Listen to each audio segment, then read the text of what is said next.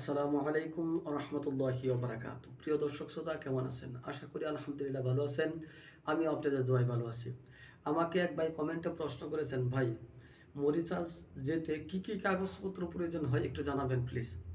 তো আমি আসলে বেশি দেরি করতে চাই না, অল্পতেই আপনাদেরকে বুঝাইতে চাই। সর্বপ্রথমই আপনাদের একটা পাসপোর্ট করতে হবে। এই পাসপোর্ট করতে হবে। এই পাসপোর্ট করতে আপনার যদি আপনি একা একা করতে পারেন তাহলে ৭,০০০ টাকা থেকে ৭,৫০০ টাকা পর্যন্ত আপনার খরচ যেতে পারে। এবং যদি কোনো দালালের মাধ্যমে করেন তাহলে ৮,৫০০ থেকে ৯,০০০ টাকা লাগবে। ১০ বছর ই পাসপোর্ট, এইরকম আপনার একটা পাসপোর্ট প্রয়োজন হবে। এরপরে যা প্রয়োজন হবে, পাসপোর্ট করার পরেই আপনাকে মেডিকেল করতে হবে। এরকম মেডিকেল করতে হবে, আপনারা দেখতে পাচ্ছেন, মেডিকেল করতে হবে এবং মেডিকেলে আপনাকে ফিট হতে হবে। মেডিকেল করার পরে যখন আপনি ফিট হয়ে যাবেন তখন আপনার প্রয়োজন হবে একটা পুলিশ ক্লিয়ারেন্স। অর্থাৎ আপনি আপনার নিজস্ব থানা থেকে একটি পুলিশ ক্লিয়ারেন্স দেবেন, এরকম যে পুলিশ আপনার পক্ষে একটা রিপোর্ট করে দেবেন যে উনি খুব ভালো মানুষ, ওনার কোনো অভিযোগ আমাদের কাছে নেই, এই ধরনের একটা রিপোর্ট ওনারা দিয়ে দিবেন, যাকে বলা হয় পুলিশ ক্লিয়ারেন্স। এরকম একটা পুলিশ ক্লিয়ারেন্স লাগবে। এটা আপনার নিজস্ব থানায় সরাসরি আবেদন করলে সবচাইতে ভালো হয়।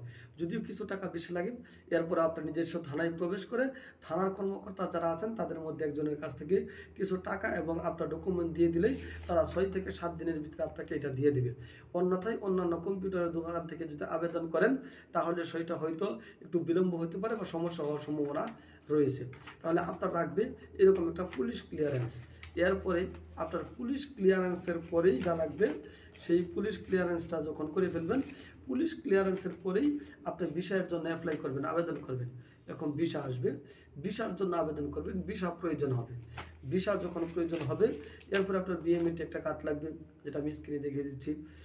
বিএমইটি কার্ড লাগবে। এরপরে আপনার আইডি কার্ড লাগবে।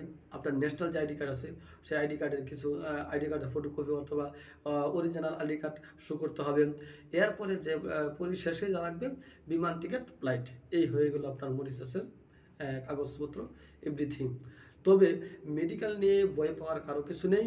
যদি মেডিকেলে যদি বড় ধরনের সমস্যা আপনাদের কারোর মধ্যে না থাকে, যেমন হার্ট, লিভার, কিডনি, এগুলো যদি না থাকে তাহলে কোনো সমস্যা নাই। মেডিকেলে ফিট আসবে এবং রিপোর্ট নর্মাল আসার সম্ভাবনা রয়েছে, সমস্যা নাই। এই হচ্ছে মরিশাসের কাগজপত্র আপনাদের লাগবে।